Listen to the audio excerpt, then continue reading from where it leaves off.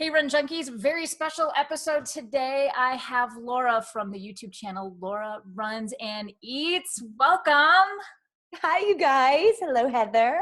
I'm So super awesome. excited to be here. So excited. This is very cool because Laura and I have a wonderful shared history with Walt Disney World Marathon weekend. Yes. We were just talking about it before we went live and about how, well, why don't you tell the story of what happened? Because this was a very special race for you, Walt Disney World Marathon. Yes. So this past 2017, January 2017, right? 2018. Oh, this is where my brain is. Or 2018. Yeah. It always feels like whenever you train for the marathon that it's not the year that you ran the marathon because you've been training for it for so long the year before. Right. Right. So 2018 marked my very first marathon that I ever ran. But of course, I decided why not tack on a half marathon as well, just for fun as an appetizer. I mean, why not? Yeah, so I had been following your channel the year leading up during that training, as well as Gerald's Res Runs. Right. Yes.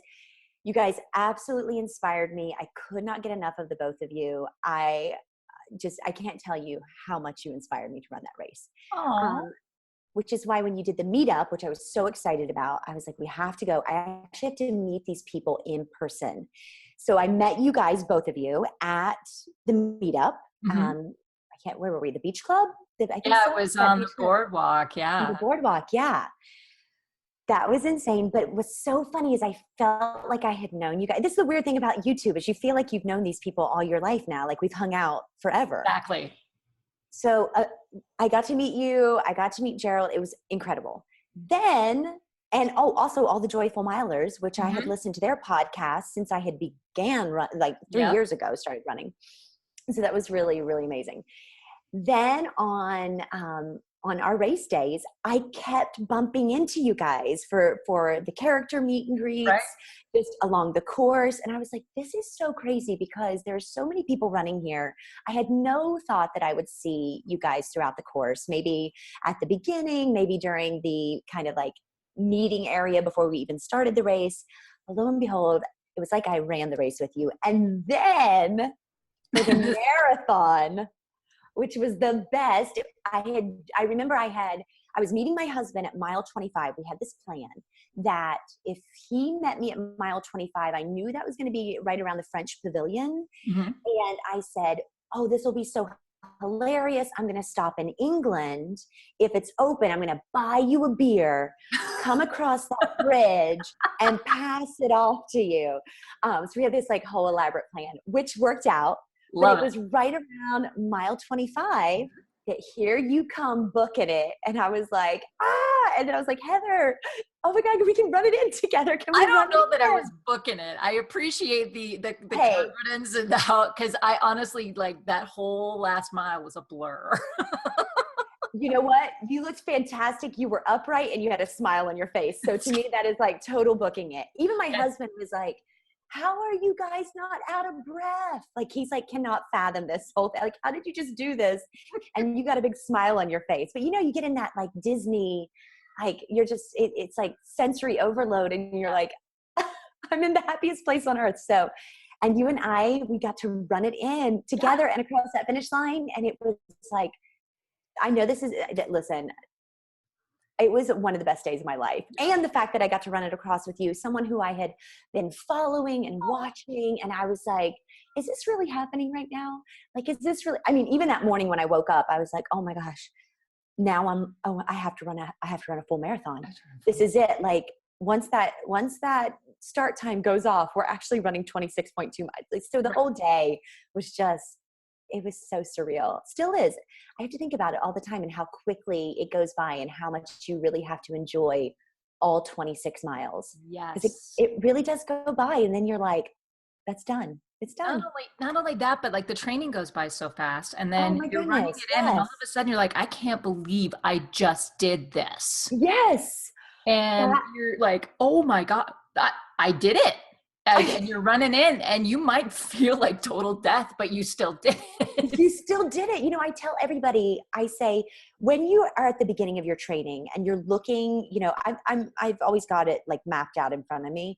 And you look and you're like, there is no way with life, with a job, with other commitments I have, there is no way I'm going to get through all of these weeks and do all of this mileage. Right. And then I remember the week leading up to the marathon, you kind of like look back at all of it and you're like, holy cow, I literally did all that mileage. Like no matter what happens on race day, the goal has been met. I have mastered life and training for a marathon in some capacity. So I did it. I did it. And I always say to friends, because people are always asking me, they're like, oh, we could never run with you because you run races, so you must be fast. I'm like, listen, no runner left behind, in my opinion.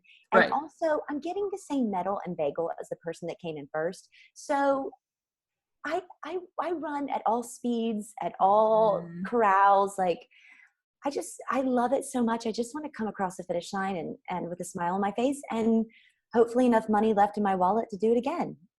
So. And enjoy the journey. So Yes. when you do find the next race you want to do, you can start all over and enjoy the journey again. And I think that can be such a hard balance too. And I know like a lot of us that did Walt Disney World Marathon weekend, you didn't have to do the dopey challenge. You know, we get to mid-February and we're all like, oh, okay, I know. should go out for a run. And I think a lot of us felt that way. And so now that we're getting our groove back, it's hotter than Hades outside. Nobody wants to run. What's the weather like in New York City? Today it's about 92 degrees with 87% humidity. You know, just a casual cold day here in the city. You know, always with a glow on my face. I'm like, this is not that millennial makeup that they're loving. This is actual glow from sweat. This is it's not glitter, it's not glimmer.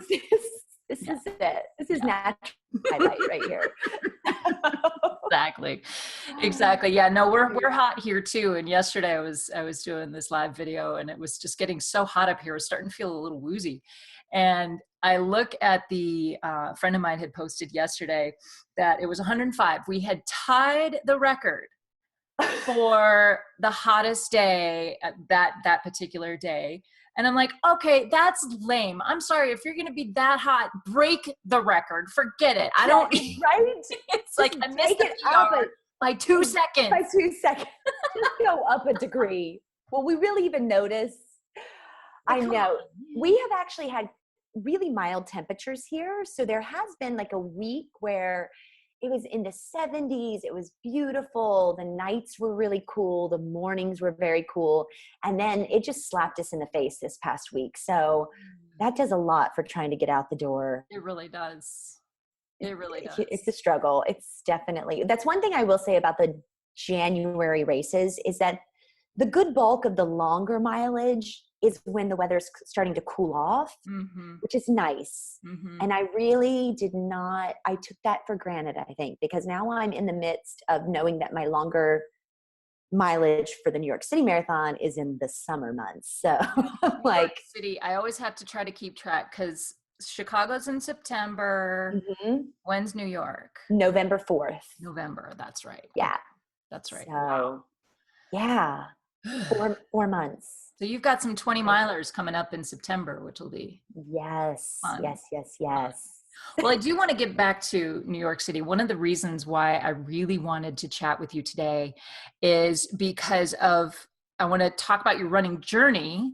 Because are you fairly new to running? Very new. I mean, 3 years new, but that's still, I mean, that's infancy. That's baby. I'm a baby. You're still learning a lot about the sport as well. But on top of being a runner, what do you do all day? You were telling me earlier this. So right now, during the day, so I'm an actor. So my evenings are spent in rehearsals or in a show. Like next week, I start a show again, which is great because that's what I came to New York to do. But you still got to pay the bills. Right. So I am a yoga and Pilates instructor. Wow. During the day. I work with kids during the day and I work with adults in the evening. So it's a juggle. But I'm fortunate enough that I do work in the fitness industry. So it's a blessing now that I have found long distance running, and it has always kept my body in some kind of physical shape, and for better or for worse. And, you know, I haven't had to do a lot of the waitressing jobs that a lot of my, friends have had to do. I'm not good with computers, as I was telling you, getting worried about how to set this whole thing up. How does this work? How does this computer thing work? I just missed them. I really did miss that memo because I was born a little too late. I was born and I was raised in a time when AOL came about, and I was moving into that high school range. So I'm still learning the whole Instagram, social media, how to make it work, how to do thumbnails on YouTube. I mean, thank God for the millennials because they have taught me so much. Oh my gosh, if it weren't for them. Bless them. But I, you know, a lot of my friends got temp jobs. I'm not good with Excel. Yeah. So they were kind of like, yeah, we don't need you. You're okay. We don't need you. So I was like, all right, I need to find something to do. And yoga came into my life at a time whenever I really needed it. And Pilates entered the picture. And then I just have kept doing it and have made a very small career being yoga and Pilates, and then a bigger career being an actor in the country. So how often do you teach? I mean, how many, is this hours in a day or just a few days a week? How does, you know, I teach anywhere from 20 to 25 classes a week. Most classes, the kids' classes are normally 45 minutes long. Okay. And then adult classes range from an hour to an hour and a half, depending on what it is. So yeah, that works itself out to probably about 30 to 35 hours a week of teaching, kind of nonstop. And then I do special events. So I help my studio create things like Star Wars yoga or superhero yoga, Princess Strong yoga, like all of these things. Fun. I know. It's so, if you guys are ever in New York City, you have to come to our studio and do superhero yoga and Star Wars yoga. It's like a Jedi training camp for yogis who love Star Wars. And they learn how to use the power of the Force for good, and how to take that power of Force for good out into the world and change it for the better. And That is cool. yeah. And then they get 10 minutes of uninterrupted beating the crap out of each other with pool noodles that they have created as lightsabers. So it's just great. It's great all around. The parents, the parents are like, yeah, I'm definitely signing up for that class. Yeah. That sounds like so much fun. So, yeah. So in the midst of all of this, you obviously, we just talked about you finishing Goofy in earlier this year, and now you're training for New York City coming up in November. How does all of this fit together? I mean, to me, that sounds like an unlimited well of energy from which you can draw. And I'm thinking to myself, I can barely get off the couch on Sundays. How does all of that fit together? Where's the balance?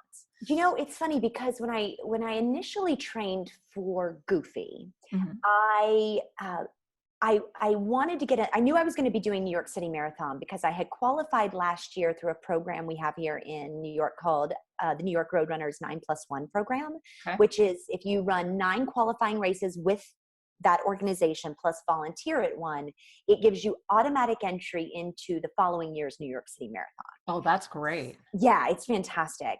And I'm a member with them. And so I knew I was going to be running New York City this year, but I wanted to have a marathon under my belt just so I knew I could do 26.2 miles. And just like when I first signed up for my very first half marathon, which was the Princess Half back in 2016, I was like, if I'm going to run a marathon as a first one, it's got to be a Disney race because I just want to enjoy every single mile of it.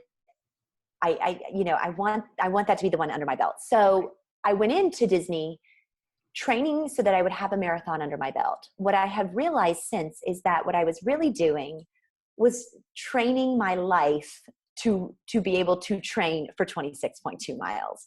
So now that I know I can do it, this training cycle doesn't seem so daunting because I'm like, Laura, you juggled everything before, you can do this again. So looking back on it now, I realize the real lesson was in showing myself that with a crazy life, I can still schedule these things. And one lesson I really had to learn during that first training go around was I've got to cut myself some slack. There are going to be days when I just don't have the energy to nail whatever is supposed to be down, and that it's okay to shuffle things around because of that old adage that life happens when you're training for a marathon. It is so true. And that was another huge lesson because I'm a little bit of a control freak. I'm a little bit of an alpha dog. So when it's on paper, I'm like, oh, well, that's how many miles I'm supposed to do today. I've got to get it in. And then I realized, you know what? Life doesn't work that way. It will tell you that, yeah, no, you're not getting it in today. You can get it in on Saturday when you actually have the time. So that's been a big thing, and training my body to wake up early in the morning because that's when it's coolest out. And so that's where Gerald gave me like all of the inspiration, because all his videos, he's like, the sun is rising in about 15 minutes. And I'm like, what? I know. And you're up and dressed and drinking coffee already, and the sun, and it's 80 degrees outside and you're still going out? What? So I was like, you know what, I can do this. I can train my body to get there. So yeah, it takes a lot, but it also, like I said, so much of it is me cutting myself some slack. This past week on Wednesday, I keep looking at my training schedule. I had mileage on the board, but I slept so insanely wrong on my neck that I woke up and to the point where I had to go have it KT taped. And I was like, this is bad. And I go, I tried to do a little run, but every step kind of jolted that pain of the neck. Yeah. And I was like, Laura, call it a day. You've got 20 weeks of training that you have scheduled, and you did this so that you would have some buffer time when life happens. So it's okay. Go foam roll. Right. Yeah. Foam roll it out, take it, put some ice on it, just tape it up. And I think that's something that, us type 8 runners have to remember, whether you're a novice or a veteran, is that just because the training plan says that on there, that it's not required to do it every single day. There is so much buffer built into a training plan like that, with maybe just one or two exceptions. If you have a super short training plan that is trying to get you up to a full mileage, that's a different story. But when you have a 20-week to 25-week training plan, that's almost too much. So it gives you so much time to say, okay, this whole week has been just a train wreck. I'll come back to it and I'll pick it up where I left off. Yeah, and exactly. That's the thing we have to remember especially with these big races, when we're trying to get a lot of mileage, and maybe if we're trying to go for a time goal as well. So what are your goals for New York City? To finish in the upright position with a smile on my face, as always. Like I told you, I always have that mentality. I'm getting the same medal and bagel, and in this case, a very awesome poncho, as everybody else that came in ahead of me. So this will be my first New York City marathon, and I'm so excited because they tell me that the crowd support is insane. I know because I cheer for it every year, but they say when you're running it and you've got, 10 people deep just screaming at the top. The city comes out in droves for this marathon. Right. And last year, I'm at mile 15, which is right at the Queensboro Bridge. This is where I live in Queens. So it's right by where I live. And this is where I start to notice, even in myself, you start to get that look in your eye where your body is realizing, oh, we're going past a half marathon. Oh, we're still going. Oh, fantastic. And you can see this in the runners as they were passing by. So last year we brought out all of our foam rollers and our sticks, and we had Twizzlers and like anything just to get and people were running over to us. They didn't have the energy to even foam roll or like roll out themselves. And they would just stand there with their arms up and they'd be like, can you roll out my butt? Please roll out my butt. Just roll. And it was like, you know what? If I'm going to do this every year in hopes that when I finally run, someone will be out there with a stick that will foam roll my leg out for me when I can't do it myself. So, oh my God, what amazing community support. I mean, not just being out there to cheer, but to say, I get it. I know you're hurting. We're here for you. You were here. Let me just roll it out. I'll roll it out. But the trust that the runner has, it's like, just whatever. I know. I also thought, because I know you use the trigger point therapy things.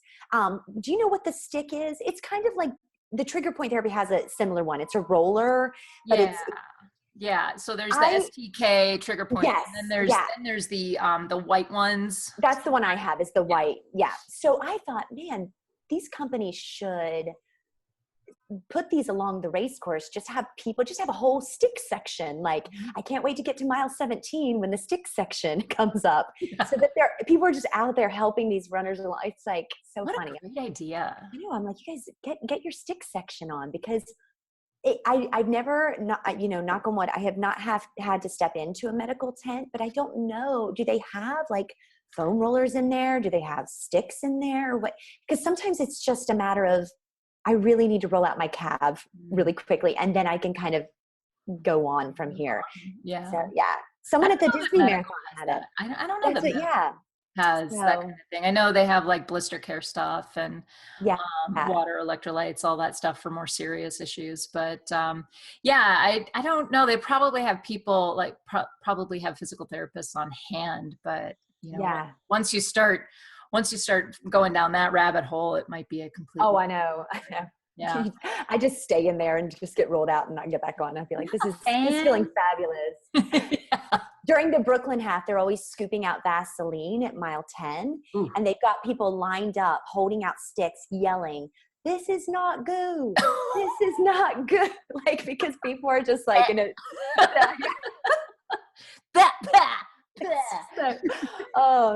so funny. The stuff you hear and see on a race, it's just so funny. It's so funny. There's some great ones. So with the yoga piece of it, that's another thing I wanted to kind of pick your brain on. And I have a lot of people asking me, because I incorporate it into my training when I'm really feeling into it, and I honestly can tell when I'm not doing it consistently. But I know yoga is an umbrella term. Yes. And there are a lot of different disciplines.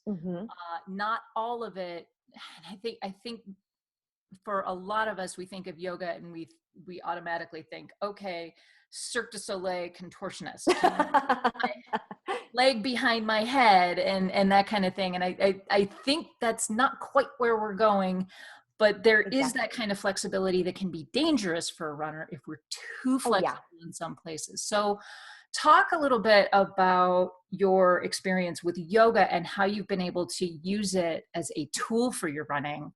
And what are some recommendations you would have for someone who's getting into yoga, and where to find the right resources?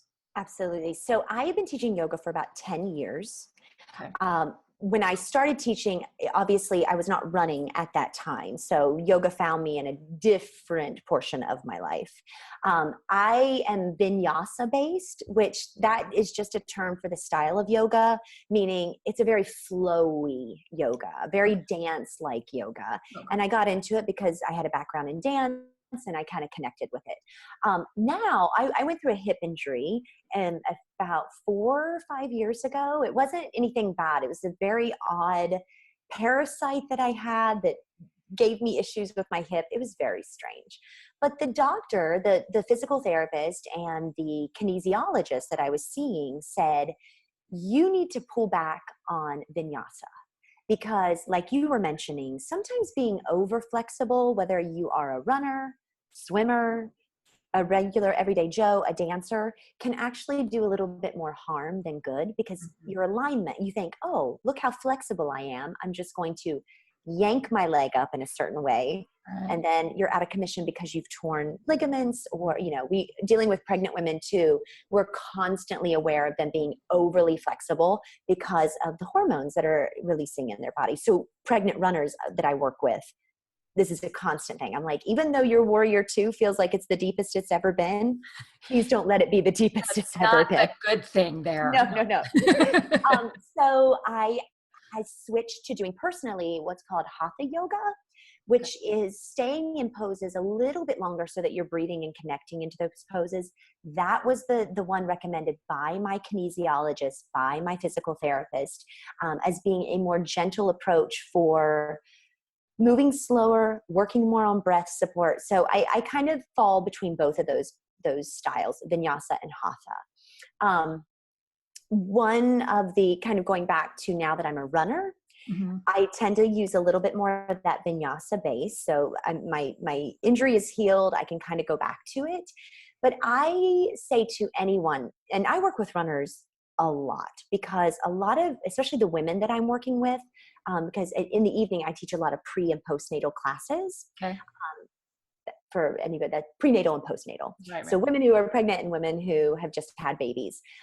But a lot of them are runners here in the city. A lot of them ran through the majority of their pregnancy, and now getting back to it, they're finding their way back into a running journey. Right. And there's 3 areas that we work on a lot with runners and yoga, and that is your PSOAS area, your piriformis, and your IT band. This is all like below the hip stuff. Right. So when people come to me, when new runners come to me and they ask me, I've never done yoga before, can you show me a couple of yoga poses that are good for runners?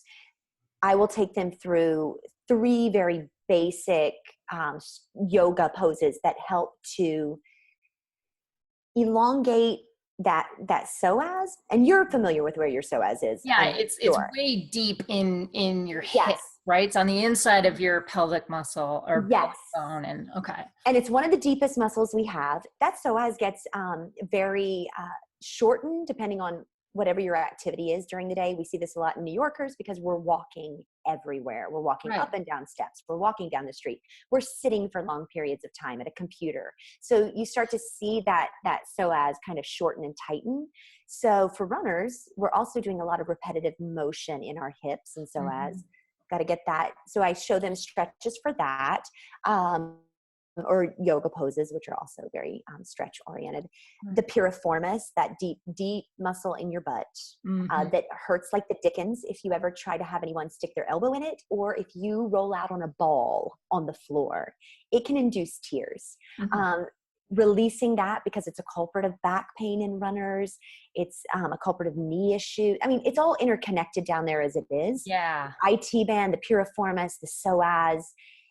And then the other big thing I will say for anyone, and I don't know if we've even ventured into this yet, that is interested in getting into yoga in for the benefits of what it will do for your running practice or your running journey, right, is that it will give you a better understanding of your transverse muscles.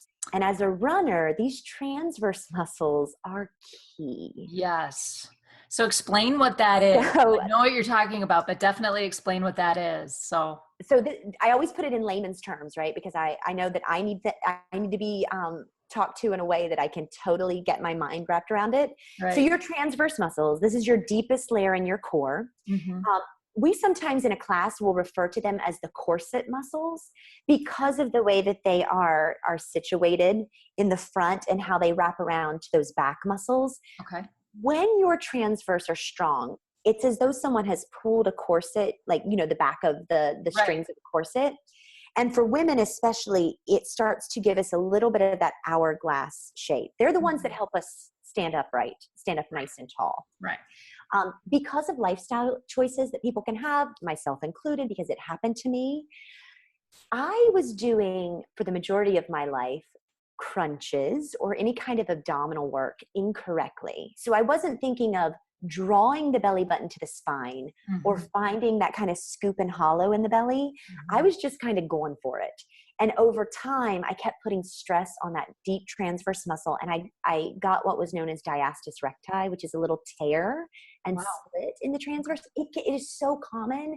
Most people never know if they have it. They kind of go through life with it. But it can weaken your back muscles because it's all interconnected there. Right.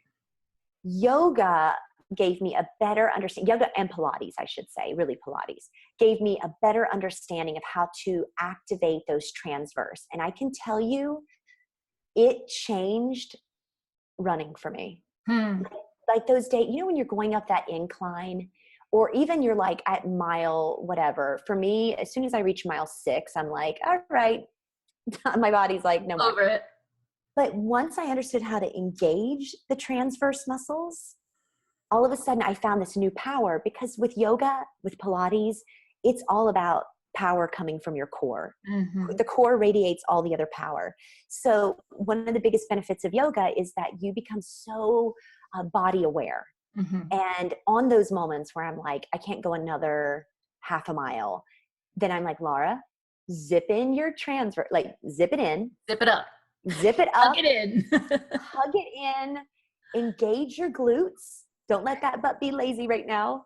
And all of a sudden, everything kind of changes, and I have this new burst of energy. So that's what yoga has done for me in my running. Mm-hmm. And I would even say to an extent has done for the people that I work with every day. And it's that body awareness that I think is the biggest benefit of yoga, breath and body awareness. That's huge. Huge. And as a runner, it's huge because, you know, your brain will give out before your legs do. But usually if you can engage your core and your butt, Mm-hmm. you can blast off for another good while. So, and I think that's something too that even veteran runners, myself included, will struggle with. It's like, how do I even know that my glutes are engaged? How do I even know that TVA, that transverse abdominis is tucked all up in there? And I still struggle with that. And, and you can tell when you are not doing that kind of work, whether it's, you know, strength-based or yoga-based, Pilates-based, anything like that. You can tell when you're not doing it. Because the injury factor goes up. All of a sudden, something in, you know, your right calf hurts more and your hips hurt more, or something isn't quite right. So like you said, coming from the core. And so how does Pilates play into that? Because we talked a little bit about yoga. So tell me more about the Pilates piece of it. So now Pilates is absolutely core centered. Everything is about keeping your transverse throughout the whole class locked in, but not to a place where you're robotic and you can't breathe and you're holding your breath. And it takes practice. Listen, all of this is a practice, not a perfect.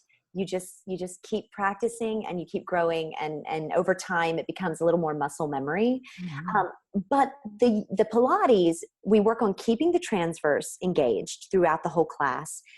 And that where you can still breathe laterally. So you've got the ribs moving out this way versus the belly pushing forward like we do in yoga and back in.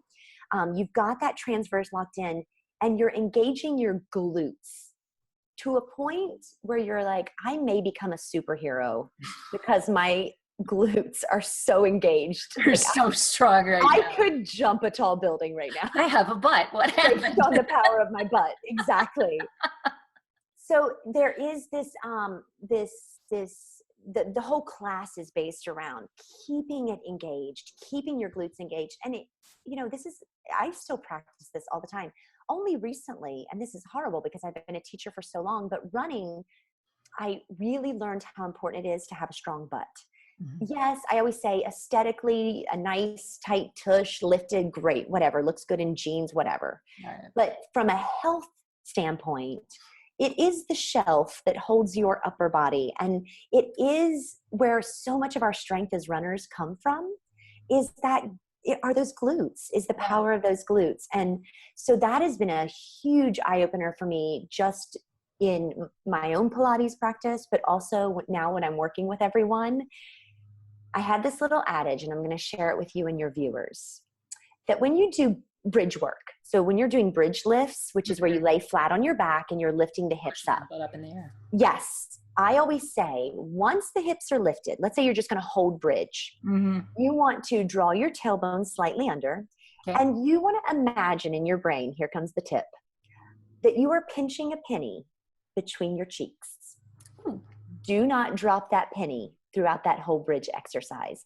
And then just add little lifts and raises, but don't drop the penny. That's the name of the game. I'll give you $1 million if you don't drop your penny. But almost everybody in my class drops their penny because I always ask. And then they have to pick it back up. So, but yeah, just having that visual of like, that's how I'm going to keep my glutes engaged throughout. And How do you transition then from that kind of move?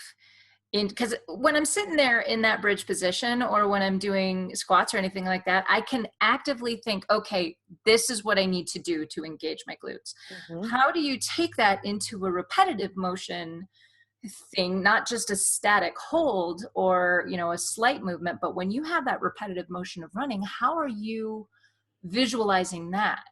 So what I always say is, because a lot of my friends that I run with right now are having injuries in the hips, they're having injuries in the knees. And it's funny because their PTs that they're working with, they're working the whole time on strengthening their butts back up. Oh. Because they're like, you weren't engaging your glutes in any way. And so now the rest of your body has kind of taken the brunt of that. Right. And you were like, oh, I didn't know I was supposed to tighten my tush. So I always say the butt work, I keep calling it the butt work, the glute work, the scientific glute work. I'm like, I'm back in my home. We're talking about butts here. Come on. Right? What grade are we in? I know. Right? So that base, you know, just like with anything, when you're building a fitness base, you're doing all of that strength training work for your glutes so that it's just inherently there when you're running. You've got a nice strong backside. There have been moments whenever I'm running along and I kind of start to maybe feel my hips a little more than I should. Maybe I'm feeling my lower back a little more. That's whenever I go, okay, let's just take a moment here and notice, what is my stomach doing right now? Have I kind of just let it relax down? And as I'm running, am I not engaging my butt to where my hips are starting to swivel a little? And so once I kind of reevaluate, and I do this every maybe 3 miles, I'll just do a little inventory check from the top of my head to my toes and say, all right, let's see what happens if I draw my corset in a little bit tighter. Okay. And if I just make myself aware of my glutes. And usually it's, if you're sitting in a chair, and if you're sitting in a chair watching this and you think of, I'm going to engage my glutes, you can almost feel your sits bones rise you up just a little bit. Like, I'm up, I'm down, I'm up. And that's all my butt doing that. Right now. So it's that feeling of like, what happens if I engage a little bit? It doesn't mean that you have to, you know, run like a robot and have everything fully engaged, because that would be crazy and probably wear you out beyond all measure. But allowing yourself that body awareness of, okay, I'm going to do a little check-in because I've noticed my hips are feeling a little in this moment, or my lower back is starting to feel compressed. And usually it's because we start to push the ribs and the belly out and get that C curve in the back. Okay. Which is kind of, you know, coming up. I remember listening, they were another mother runner, which is, love them.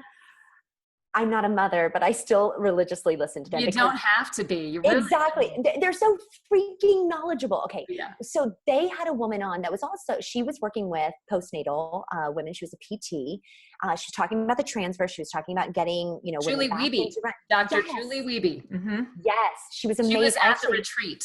Oh, she was at the retreat. Yes, it was amazing. She's like a hero of mine because she is really putting out there on the forefront that you can keep being a runner even if you've had a child. So it's just like, I love her. But she kind of mentioned that all of the correlation between like the transverse and the pelvic floor and the, you know, the glutes and your form while you're running, and kind of noticing these little inventory checks. So yeah, I agree with her on that. It's so handy, but, you know, kind of going back to yoga and Pilates, those two things mixed in with your training, even if it's just for 10 minutes a day, or not even a day, 10 minutes once a week. Okay. It gives you that body awareness. You start to notice your breath. You start to know, oh, do I hold my breath while I run? It's all body awareness. And as runners, I mean, being aware of what happens when we start to break down a little bit. Yeah. And it's so important because I even notice it in myself. When I get tired, I start to shrink a little in my stature when I'm running. And I'm like, Laura, that is not good for your hips to like sink into them. You got to kind of lift yourself up. And in order to do that, I'm like, oh girl, activate that core, because it's going to hold you up there and get you through. So I don't know if that makes sense or helps. No, this was all like, oh my gosh, this is amazing. And so the visual that I love, I think, and now it's something that I can take into my runs, is that you're posterior, your glutes are the shelf on which your everything kind of, sitting on. And then if you have your spine sitting on top of that, and then all of your core muscles that are coming around it. And to be clear, our core muscles are not the six-pack abs. It's not just the six-pack exactly abs. It's your diaphragm, it's your pelvic floor, it's your back muscles, it's your obliques, it's all of that in there. And this is, and you mentioned Julie Wiebe, and I'm going to leave a link in the podcast, or to that podcast, in the description below. I think it's extremely valuable. I think it's, something that everybody, men and women, moms or otherwise, can use, because it helps you visualize what that balloon, and she actually had a physical balloon as a model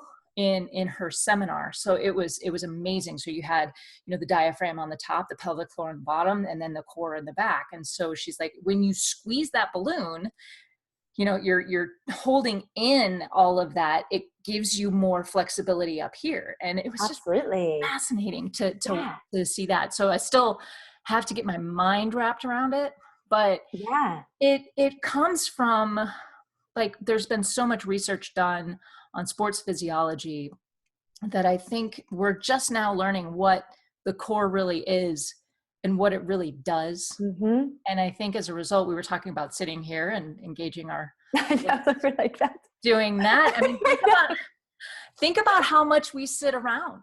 Yeah. And that, there's this whole movement now that, death is, or sitting is the new smoking. And I'm like, well, okay, maybe that's true, but that it still is doing stuff for our muscles, that some things are getting lazy that need to be engaged, and some things are stretching out that need to be tightened, and all of these things. And that as runners, when we sit here for so long, it compromises our running form. And so these are all really just handy hints. One other little tip, I should say, that I can give you and your viewers, when you're sitting, say you're sitting right in this chair as you are. So I've already mentioned that these transverse muscles are like your corset muscles. So I tell people all the time here in New York, I say, do this when you're walking down the street. Do this whenever you are sitting on the subway or sitting at work. You can do this anytime you want. This is one of the most effective ways to keep your transverse very healthy and strong, so that that center line doesn't possibly start to separate in a way. And all you do is you just kind of sit up tall. You engage your core like you're wearing a corset. So let's just imagine that I came around and I pulled that corset in, but you can still move and talk, and you're still, breathing. I'm thinking of that scene in Pirates of the Caribbean with Keira Knightley. When she's like standing in the heat and she's just like, I'm done. I love that. So there's your visual. Corset. There's your corset. So your corset is nice and tight. And then all you do is, from the midsection, you just pulse the belly back in space towards the spine. And we say in our classes, we do this at the top of every class, to 50 times, 50 little pulses. You can count out loud if you need to. That way, you're breathing. If you're counting, you're breathing. But you still have that transverse engage. This is how we practice and teach people how to do Pilates breath, or being able to hold and maintain and do other things, kind of micromanage your body. But just that act of pulsing the belly in towards the spine 50 times, and you will notice heat will rise in your body. Yeah. All of a sudden you'll be like getting a sweat stash. You're like, why is my back on fire? It's because you're engaging the deepest abdominal layer you have. And it's just that engagement, just that little pulsing 50 times. It's a workout you never knew you wanted or needed. And oh my gosh, it's probably tougher than any 20 miler you ever go out and do. I'm going to tell you, people have made money off of those, those machines where they're like, just strap this on and we'll electrocute your abs. And really all it's doing is pulsing that abdominal wall, which you can do just sitting here for free. I'm doing it right now. And I don't have to go to an infomercial for that. Exactly. There's your free tip. Wow, that is so cool. Okay, and I'm gonna add that in. Yeah. There's so many, and it's so interesting. So as I go along, I'm hoping that I'll drop in some great visuals, because a lot of people, we don't, when we say the transverse muscles, he's like, where? I know. Where is that? So it's like, I know where that six pack is supposed to be. Okay. But it's covered in, I keep my six pack in a soft sided cooler. I mean, that's exactly, all there, but there's more to it than that. So this is fantastic stuff. And you can Fantastic. see, when you look at elite runners, Mhm. they have enormously strong transverse abdominis. And it's not that you can see the transverse on them because, again, it's the deepest layer. But what you can see is that all other muscle in their core is very connected and kind of like almost like a wall. Yeah. Their obliques, all that, because if the transverse is healthy and strong, it by default will make all other core muscles very healthy, because everything else is going to be connected and engaging as well. So Wow. those transverse are so important, and they're connected with those pelvic floor muscles, and that is so important. Even if you're a man, your pelvic floor health is important. Oh my goodness, I have too many men come up to me and say, well, I'm not a woman, so I don't have a pelvic floor. I'm like, you pee, don't you? You have a pelvic floor? Oh my goodness. Don't you have?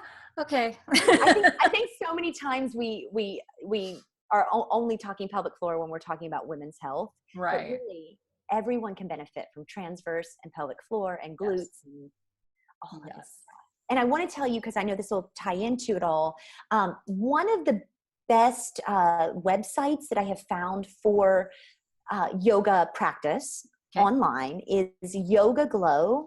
I do not work for them, but I just use their services. Okay. It's a subscription-based monthly, yoga subscription. It's about I think it's $19 a month. Okay. They have unlimited classes that you can take from home. Okay. They have personalized classes, whether it's just a teacher and you, or you can kind of look like you're sitting in a class. So you've got students in front of you, the teacher way ahead in the front. But what I love about it is you can specify, within an inch of its life, what kind of yoga practice you want. You can be like, I want yoga practice for runners, 5 minutes long, vinyasa style for opening up my hips. And it can be that specific. And then there'll be just a barrage of classes you can choose from. So for anyone out there that is wanting to kind of add a little yoga to the mix, that resource, I think it's one of the best, definitely the best that I have found. And I use it at home all the time. And that's good too. I think it's important that we do specify, and the yoga app that I use right now has that kind of for runners kind of tag on it, because you can get into some pretty crazy poses that would actually compromise your running form than they would. I mean, some of my personal favorites are King Pigeon. And I mean, are those not good? I mean, what are the good ones?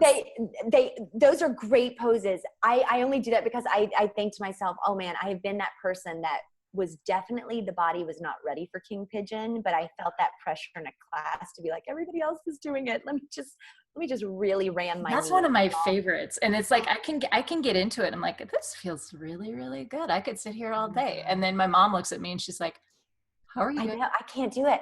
I bless you, because pigeon, I have a love-hate relationship with any of the pigeon poses. Love-hate relationship, but they're very good for runners. I mean, they're hip openers. They are, pigeon pose is great for runners. All three of the warriors, you've got warrior 1, warrior 2, and warrior 3. And those are where your feet are. Everything. Yes. You've got this nice open space. Those are great. Those are back strengthening poses. They're also leg strengthening poses, but they are 3 of the best back strengthening poses. I've never thought of them that way. That's interesting. Okay. I know you wouldn't think that way because you're upright and you're there, but once you're engaging all of the muscles, and when you're in your warrior poses, you really kind of want to think, if I were holding a watermelon between my legs, even though my legs are spread apart, what would it feel like if I tried to crush this watermelon in this warrior 2? And that's the engagement of the inside. Okay. Come to my classes. You're going to hear the craziest things. So fun. I want to hang out with you in an entire yoga day. That would be so to try to get everybody to be in the right form. I'm like, imagine there's a water balloon between your thighs, or like anything. I'll just come up with anything. But the warrior poses are great for runners. There's a pose called triangle pose. A fantastic pose for runners. That's a great back strengthening, but also that outer part of the hip. Sometimes in the business, we refer to it as your couture part of the hip. It's the part that fits into your jeans and they measure you with. And the shapy part. Yes. So we've got that nice stretch that goes over that outer part of the hip. But definitely going slow at first. Always look for the word beginner. Mm-hmm. And even if you are an advanced person, an advanced fitness person, go back to those beginner classes. And I always say, props are your best friend. Do not be ashamed to pull out as many blankets as you need, as many blocks as you need. Right. Props are there to help bring the floor to you. And this is where I see a lot of people get injured in yoga classes is it's either nobody else is using blocks. I don't want to use blocks. I'll just like muscle my way into the pose. That's where you're going to start, you know, damaging your hamstring, your ligaments. I mean, you don't think of yoga as something that could be damaging to your body, but if done incorrectly, major, you know, and so I say, take as many props as you need. I've been practicing now for 10 years and I am the queen of props. You better just like, I'm going to take up more space than I should because I've got bolsters and props and I'm like, come at me if you're going to say anything. I'm bringing the floor as much to me as I need to. So yeah. So just be gentle with yourself and always be a beginner in yoga. Even when you're advanced, always be a beginner. That's a really good piece of advice too. And I think that goes for a lot of things. I think that can go for running too. It's like, as I've been running for 10 years, but I still think of myself as a beginner because I know there's something else I could learn. And this conversation is just a very good example of that because I can say, okay, well, I've done yoga. That's about as far. And I know that I've done Pilates. And if I had to choose between the two, I'd pick yoga. My God, Pilates can be so intense. And I teach the bar classes, which is the, you know, you're standing at the bar. It's a lot of leg work. It's a lot of butt work, but yeah. I've used the reformer. Oh yes. And like with anything else, and this is, I guess this could go back to running as well. And like, I'm a novice at running. I mean, I ran short distance competitively when I was younger, but when I was younger, anything past a mile and I was like, bye, peace, I'm out. Yeah. So this whole distance running thing is new to me, but I will slow and steady. The slower you move, especially in Pilates, even in the bar classes, which can kind of be a little fast paced, the slower, the better. Your muscles will have to work harder because you're making them work harder to move. Everything is resistance based, body resistance based. So I always say resistance in, resistance out. And also the slower you go, the better it is for your joints. When you put weights in your hand and you're sitting there and you're like, I'm pumping it out. Your joints are like, oh my God, what are you doing? But I tell people, I'm like, listen, in a yoga class, as well as in a Pilates class, show whatever muscle that they're working on at that moment. Let's say you're doing arm work. Show your muscle off to yourself like you would when you're in private and you're looking in the mirror. That engagement in your muscle while you're doing the work will keep that resistance going, and it'll make the muscle do the work versus your neck. So many times I see people in class go, oh. Yeah. And I'm like, wrong thing.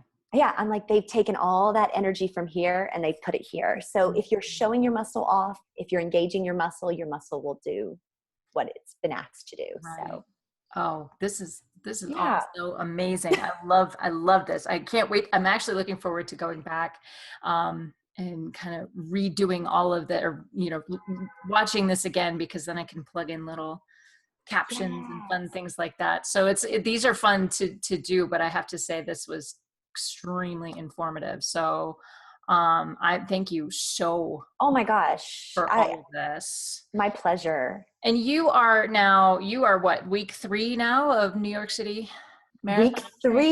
Week three. And I start rehearsal. I go back into the show that I was in a couple months ago. It has moved to a new location. And so we go back into rehearsals next week, and then we open the show. And so I will be in my YouTube videos. You will see me try to juggle all that again, which is a nightmare always, but you pull it off. I mean, you pull it off with such grace and excitement and enthusiasm. And that's what I love about your channel, is like, you've got the running piece of it, which is relatable to, all of us runners, but then you're in the middle of New York City and all the hubbub and the crazy that happens there. And then you've got, you know, a theater background, which is, to me, I'm like, I tried that. No, I'm not. Oh my God, it's so funny because I'm like, she's got to have had a theater background because she's so good on camera. Well, it's more show choir. I mean, I love it. I mean, if that doesn't explain a lot of things about me, I was in show choir and I was doing that. Yeah, jazz hands and everything. I can listen. I was marching band through and through. I was majorette marching band. Oh, sweet. I live and die by those geeks. I love them. You know, forever will be one. Yes. You know, geeks shall inherit the earth. That's right. That's so true. So, okay. So we should probably wrap this up. So where can people find you? So and I'm in 2 locations. So on YouTube, on my YouTube channel, Laura Runs and Eats. And those are 2 of my favorite things right now to do, which is why the name came about. I love it. And on Instagram, I am at LauraFry_NYC. That I've been documenting all of this on there as well as my acting journey and just, you know, life. Crazy as it is, but I love your Instagram page. I mean, it's just so fun. You've got some great pictures up there. It's just so fun to watch you over there. I'm not on Instagram very much, but you're definitely at the top of the feed almost all the time. I'm like, oh, that's awesome. I know. I'm trying to grow that thing. We'll see. We'll see. No, it's a beast in and of itself. So every single one of them is, isn't it? I know. And then something new pops up and I'm like, what? Like Strava? I just got on Strava. Yeah. And I'm like, oh no, this is another social. This is something else I got to keep up. Oh no. More social media for runners. Okay. I know. Right. I'm being invited to like all these different runs. I'm like, oh my God. Oh no. But you know what? I could not be more blessed. And every day I wake up and I know that there are people out there that don't get to have this luxury. They don't get to run. They don't get to do the yoga or the Pilates and I'm like, you know what? I've been blessed with a strong body, strong mind. While I got it, I'm going to use it, and sucky runs happen. That's what I'm learning throughout this training process, but at least I got to run. Yeah. So I got to run. Instead of I have to run, I get to run. Yeah. I think that is such, when we can change our language around that. And this is something that I love about your channel and that I love about you as a person, is that there is so much that kind of blesses us around this whole journey, whether we're on YouTube or whether we're running or we're just following along with somebody else, is that there is a get to. Mm-hmm. And when we can have a positive outlook on it, and I'm not trying to sound like, you know, rose-colored glasses Pollyanna, but it's really, and I talked about this recently, what beast are you feeding? Mm-hmm. And if you're feeding that negative, you know, energy vampire, then that's where we're going to live, and that's where our headspace is going to be. But I think when you have that positive, and sometimes you have to force yourself into that positive energy. Yeah. You have to kind of make yourself think, okay, what's the good here? Mm-hmm. In the middle of all of this, what's the good here? And when we take that and we go on with it, then we see the glass is half full. And I think that's just such a big deal about how this running journey works, and how, you know, this YouTube channel works as well. There's so much positive.